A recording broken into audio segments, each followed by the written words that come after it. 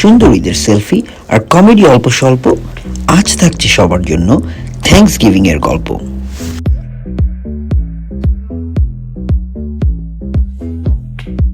গল্পের শুরুতেই প্রথম ধন্যবাদটা পাবে গরু মহাশয়, কারণ তার মাংস রান্নার দায়িত্ব পড়ল আমার উপর। নিজের রান্না করা মাংসের এক ফোঁটা ঝোলও যেন নষ্ট না হয়, তাই পুরো হাড়ি ধরেই কাজিনের বাসায় চলে এলাম।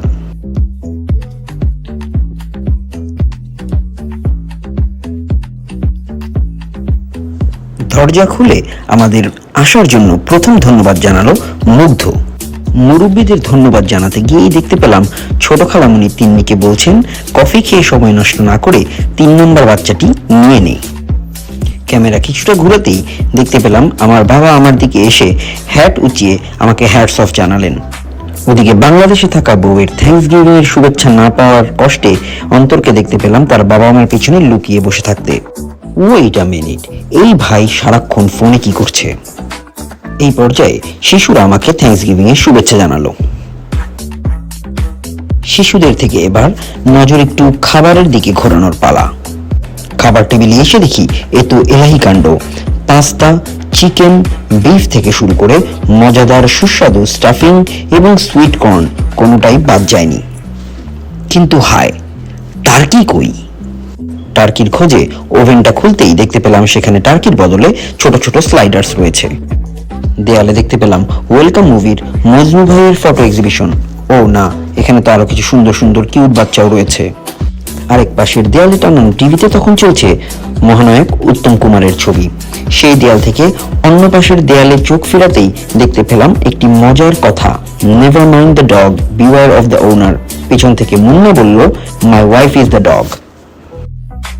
ওয়াইফ বলতেই চোখ গেল আমার সুন্দরী ওয়াইফের দিকে।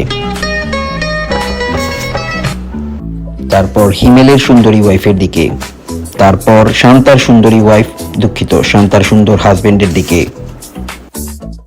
ভিডিওর এই পর্যায়ে আমার হাত ব্যথা করলে আমি আমার বউকে বললাম সেলফি বাদ দিয়ে খাবারের কিছু অ্যাস্থেটিক ভিডিও করো। খাবারের কথা বলতেই সে কেন প্রথমে এই গোল্লুকে ভিডিও করলো তা আমি বুঝলাম না। তারপরেই সে খাবারের কিছু অ্যাস্থেটিক ভিডিও নিল।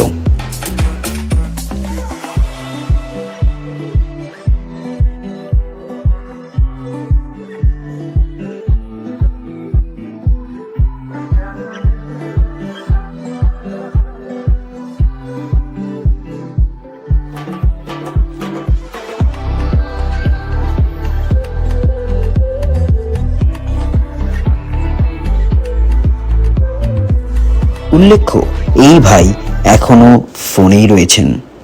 কিছুক্ষণের মধ্যেই বাসায় পা রাখলেন সুদূর চট্টগ্রাম থেকে আমাদের বিশেষ অতিথি রাদিত তরি, একসাথে যাদেরকে বলি রাদি তরি। এই কিউট বাচ্চাটির একটা দক্ষ খেলার মাঝেই লক্ষ্য করলাম ওই ভাই তখনও ফোনে। ফোনের কথা বলতেই, wait a minute, who is that girl?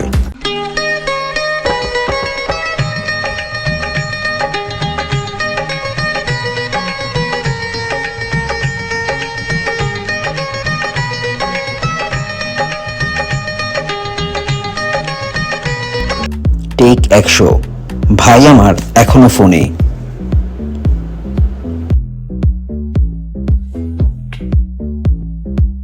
দেখতে পেলাম আরো অনেকেই তখন ফোনে।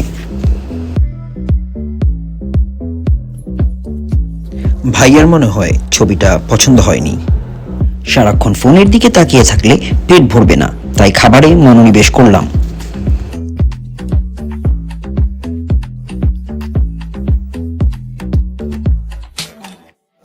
আমার দেখা দেখি সবাই খাবারে মনোনিবেশ করলো, কিন্তু এই দুই আপু একটু বেশি যেন মনোনিবেশ করলো।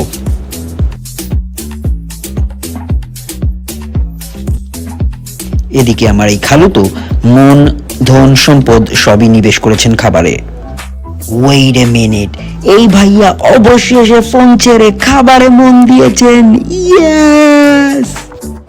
খাবার তখন চেটেপুটে খাচ্ছে যেমন বৃদ্ধরা, তেমনি খাচ্ছে শিশুরা, আবার তেমনি খাচ্ছে সুদর্শন যুবকেরাও। খাওয়া শেষ হতেই পরিষ্কার কার্যে লাগিয়ে দেওয়া হলো পরিবারের ছোট সদস্যদের।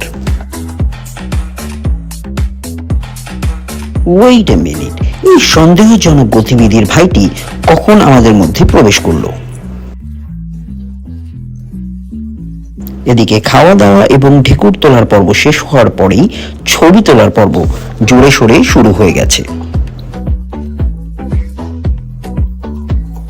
সবাই যখন ছবি তোলা নিয়ে ব্যস্ত, তখন এই সুন্দর বাচ্চাটির মন মোটেও ছবি তোলা নিয়ে ব্যস্ত নয়। এতটাই নির্মল বাচ্চাদের মন। এদিকে আমার মা এবং খালার মনে তখন যে কি চলছে তা বোঝা বড়ই মুশকিল। সম্ভবত থ্যাঙ্কসগিভিং এর বিদেশি রান্না খেয়ে তারা এতটাই অসন্তুষ্ট যে কিভাবে আমাদেরকে মার্ডার করা যায় তাই ভাবছিলেন। এরপর এলো মুন্নার তবলা বাজানো পরিবেশনা। মুন্না একটি সুন্দর তবলাকে বাজিয়ে আমাদের সামনে পরিবেশন করলো। মুন্নার তবলা শুনে তিন্নিকে উত্তেজিত হতে দেখলেও আমি তখনই চোখ পড়ল আরো একটি সুন্দর দুঃখিত তনিমার দিকে।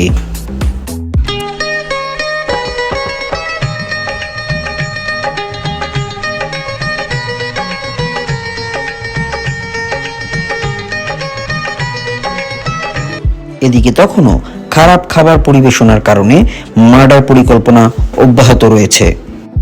গেস হোয়াট, এরপর কি হলো? এরপর যে যার বাসায় ফেরার পালা। পেট পুড়ে খাবার খেয়ে আবার সবাই টুকো করে খাবার নিয়ে যেতে লাগলো। আরে আরে, এ ভাই এলোই বা কখন, আবার যাচ্ছেই বা কিভাবে? থাক থাক, এই সুন্দরী আপু যেহেতু খাবার নিচ্ছে তাহলে 7 খুন মাফ। তাহলে আজ এ পর্যন্তই। সামনের কোনো ভ্লগে আবার সবার সাথে দেখা হচ্ছে। বাই।